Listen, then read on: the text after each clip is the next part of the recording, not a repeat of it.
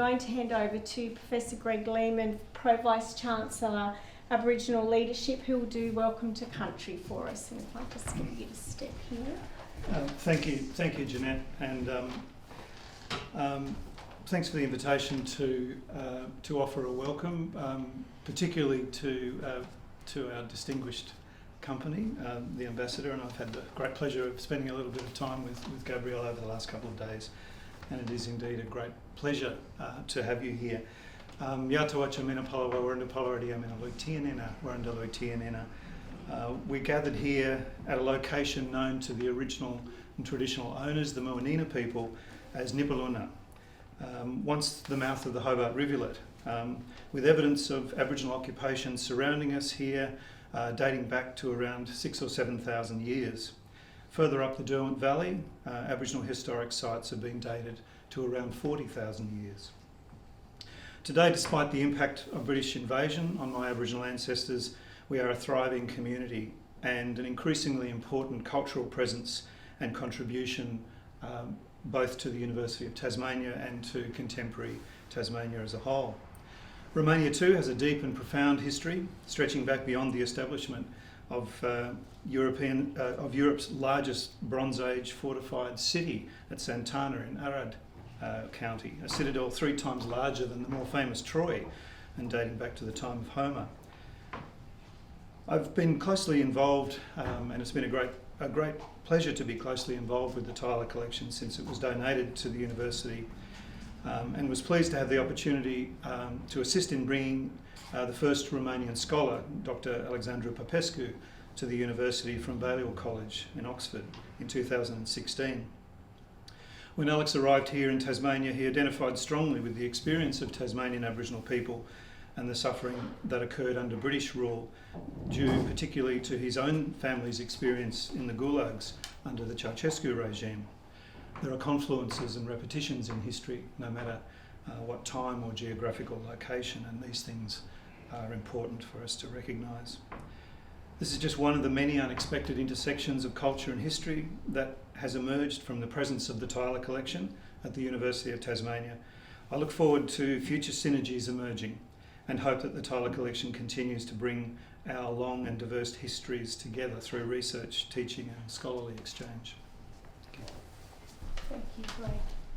And I guess from me, I have only met Francis once, first time in 3 years ago, and the Fine Art collection and the Tyler collection had only just become part of the library portfolio. And I was really excited to be able to talk with Francis about how we could showcase the collection and make a home for it. And I showed Francis this room and we talked about the possibilities. I apologise, Francis, that this has been a long time in the making since we first talked 3 years ago, but I hope that you agree that the space is a fitting tribute to Geoffrey and his collection. The gallery is well placed within the Carrington Smith Library and the Arts Precinct, and although it is a humble space, it's been significantly thought through with rigour, with the lighting, the colour, the curation and the selection of the works. And it's wonderful to be able to display some of Geoffrey's art collection and his book. And of course the librarian in me was drawn to a book that Rachel showed me called The Colour of Hay, the Peasants of Marrameus. It was a photographic collection of the last days of the centuries-old traditions of peasants in northern Transylvania. And Henry Woods McLaughlin, the photographer's husband, stated in the introduction that modernity was coming. We knew things were already changing and would have already turned a page by the time we left. I too feel that we've turned many pages in a very lengthy book. We've transitioned the collection from something we received in the past to an exciting future now that we have a space to display and activate the collection for learning and research. This space provides us with the foundation, Francis, of the things that we'll be able to do and create a reality. Particularly one of those will be creating a fellowship to attract national and international scholars to use the collection for research. I'd now like to go to the Vice-Chancellor and continue the story.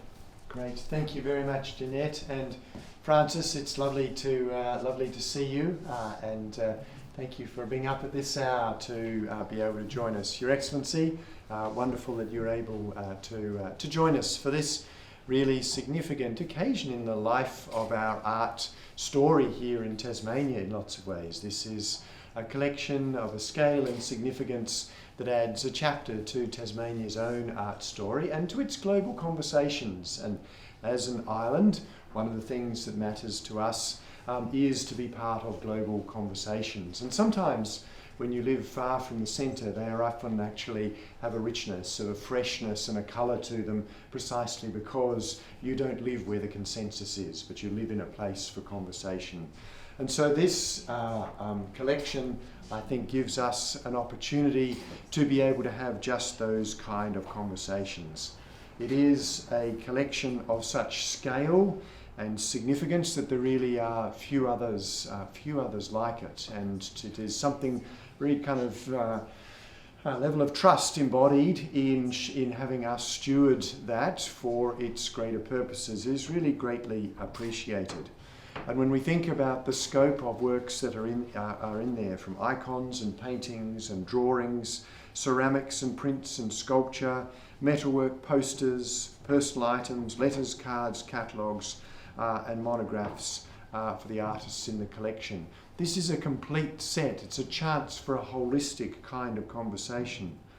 And of course, in this particular kind of part of that conversation, we zero in on Geoffrey's relationship with Cornelio Petrescu, and that being, of course, at the heart of the collection. And that art giving us a rich insight into a world that would otherwise have been confined in Romania, and which was then, of course, during that period under the authoritarian rule of Nicolae Ceausescu. And Geoffrey and Petrescu's friendship saw the sharing of art materials, and I was touched by the story about his ability to provide gold leaf to the artist to enable, obviously, a conversation with the world of icons that much preceded it in the present. And the capacity for us today to see the warmth and beauty that emanates out of that dark period in history as a result of this unique global kind of conversation. But I think that same kind of sense of generosity and expansiveness lies in the philanthropic vision that has led to this collection being here today. That someone with the international pedigree of Geoffrey, a Melburnian working with the IMF, travelling the world, especially in Eastern Europe, living in Washington, thought that Tasmania would be a place for this collection, I think demonstrates Geoffrey's singular connection to the island and his sense of what an island place like this makes possible. Of course, it takes to roots here and to this university where he gained a Bachelor of Science from here in 1949. So in that kind of weave of connections that stretches from Tasmania to Washington across time and place, it is these roots that connect up the world. And perhaps in islands where often we look at a map and in earlier times the links would be drawn, the shipping routes. And these days we don't draw the flight routes so much, sometimes on the back page of an airline magazine. But it's a shame we don't, because they're a reminder that actually the world is connected by links like this. And that's what has made the world a much richer place. It's what enables the genuine growth in our global culture when we can have these conversations. But this collection also brings other works of remarkable works. Picasso, Matisse, William Blake, Arthur Boyd are all there, and significant other Romanian artists like Silva Radu. It's such a distinguished collection. And so it is, I think, wonderful that all of this is able to come together in a single collection and new sets of conversations. So carefully chosen between Geoffrey and, of course, the artist who was his great friend. These are reflections of conversations, and collections are always personal, and in lots of ways the more personal they are, the better, because they reflect the depth of relationship between people, and they bring new kinds of meaning. And perhaps in that connection and meaning making that happens in collections, this collection reminds us and invites us to new kinds of conversations. And maybe it will be when the research vessel Naina arrives and docks just out there, built and made in Romania, arrives here and leaves its track, its physical track between two places. We're reminded that we are actually connected in all sorts of ways. And maybe it also reminds us that in so many lives there are personal stories, and Australia is one of perhaps our greatest strengths. Is that it is a country which is built up of these connections. It's the thing that in a world of tragedy and dispossession, if there is a gift in it, is Australia has decided to make itself a place which can actually be connected. And I have to say this collection connects to me. When I was a young man, a university student myself, I found the kind of evolution of what was going in Eastern Europe profoundly, a profound sense that history's page was turning in ways that mattered. And I went to Eastern Europe as communist systems were falling to join in. A sense that my own values took me to the heart of that revolution. And I actually joined the protesters on the streets of Bucharest when Ceausescu was being overthrown. And there are pictures that still alarm my parents to this day of me on tanks with other students chanting for freedom and democracy.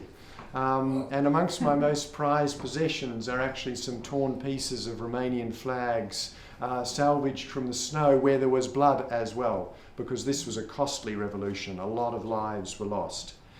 But I have never lost the sense from that extraordinarily powerful experience of the courage and values of Romanian people in standing up to what once would have seemed an unmovable totalitarian oppression of everything that is so valuable and embodied in this collection. A freedom of spirit, of artistic expression, and of the many religious and other freedoms that it also embodies. And that has moved me always, and my own values were shaped by that experience, and why I prize some things so particularly highly and admire so deeply people, not just individuals, but whole communities that are ready to take such heroic acts to liberate themselves at great cost, and to take their place in a world standing up for values that are always challenged. And in universities, we stand for those same values of ability to have artistic freedom, freedom of speech, and we prize them greatly.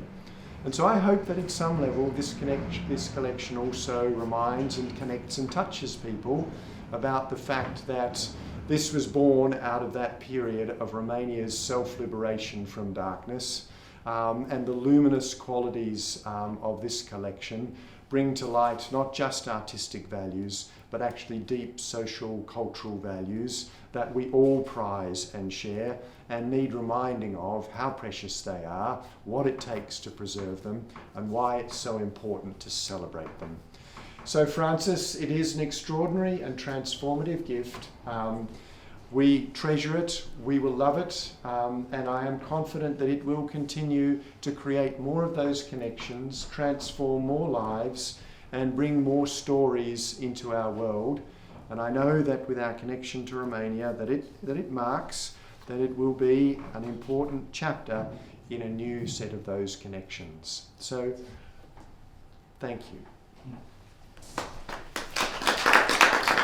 Francis, I know you would like to say something, so I'll hand over to you now.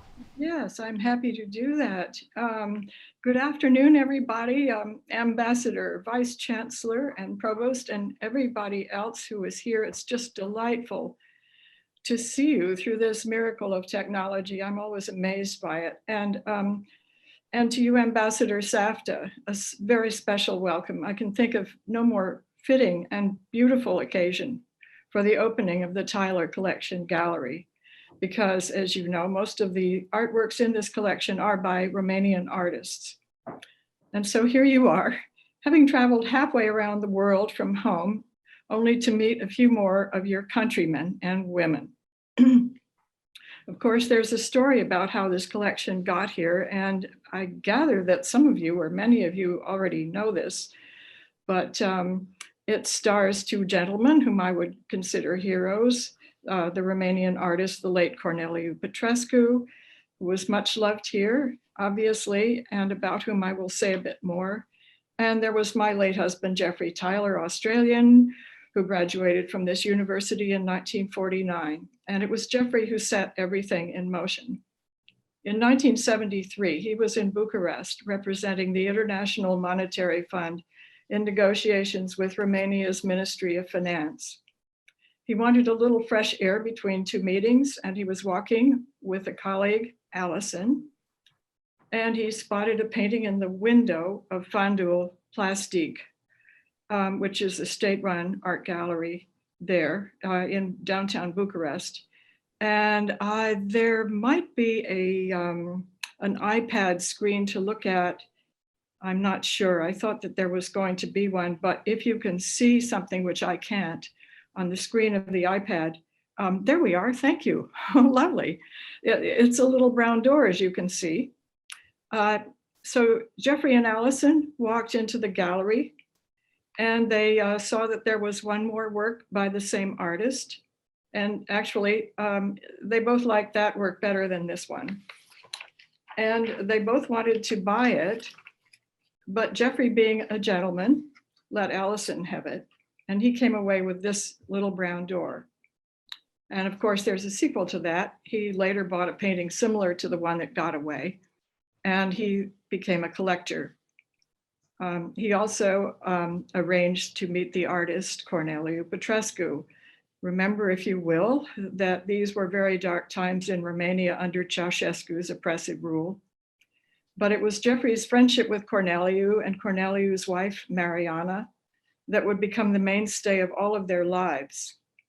Geoffrey said of Corneliu, "By some chance, we thought of many things the same way and were able to jointly share things, even though we came from such different countries and backgrounds."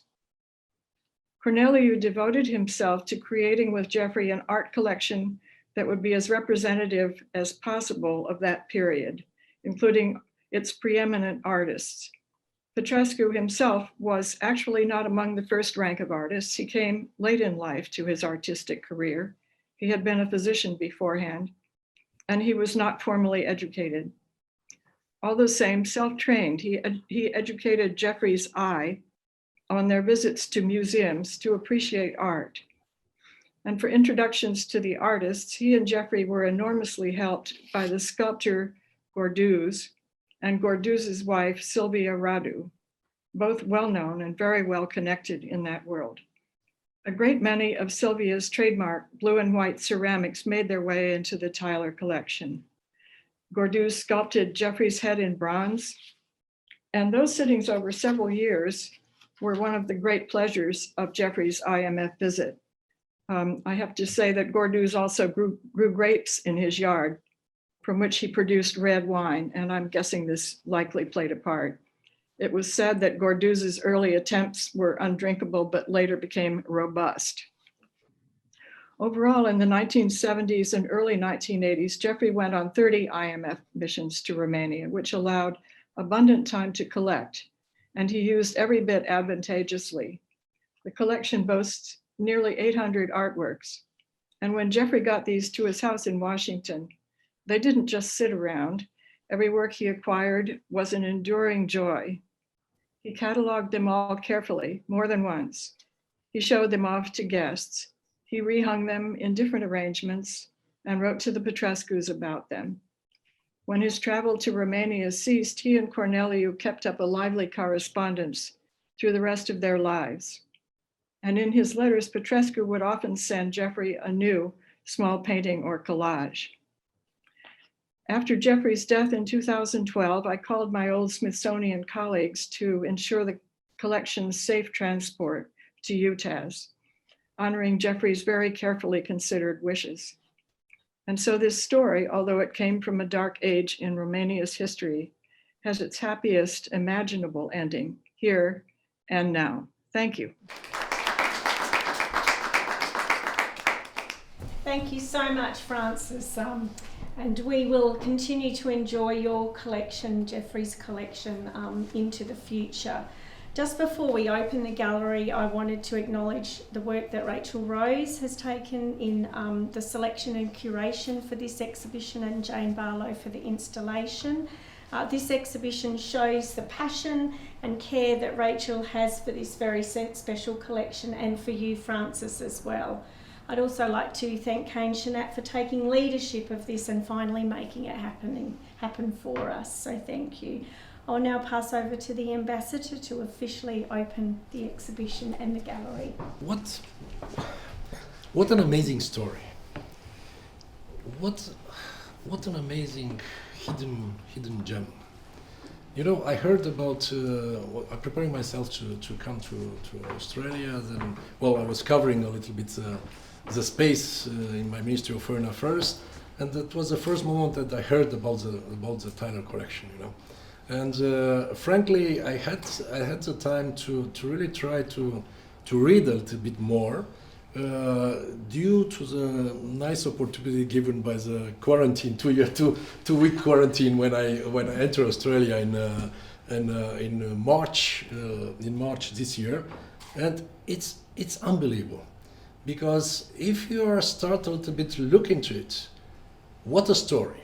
Having the representatives of the International Monetary Fund, who was trying at that moment in the 80s, one of the darkest periods of the history of my country, trying to reason the guys in the communist regime, okay, Ceausescu's regime, who are doing everything against practically what the IMF was trying to send them as a message, and practically we went close to bankruptcy actually at the end of the 80s, and suddenly to find out all the big Romanian names in the Romanian art, somewhere in the 60s, 70s, 80s, in the collection. It's amazing. And also when you start looking at the artworks, you can see the multi-layered message the artist likes to send, you know, because there was always a kind of ambiguous message they were sending. They were trying all the time practically, and some of them had to leave. They emigrated in the western part of them, and they died in exile. Then to send, there is the Byzantine art. There is the Romanian bourgeoisie just appearing end of the 19th century, beginning of the 20th century.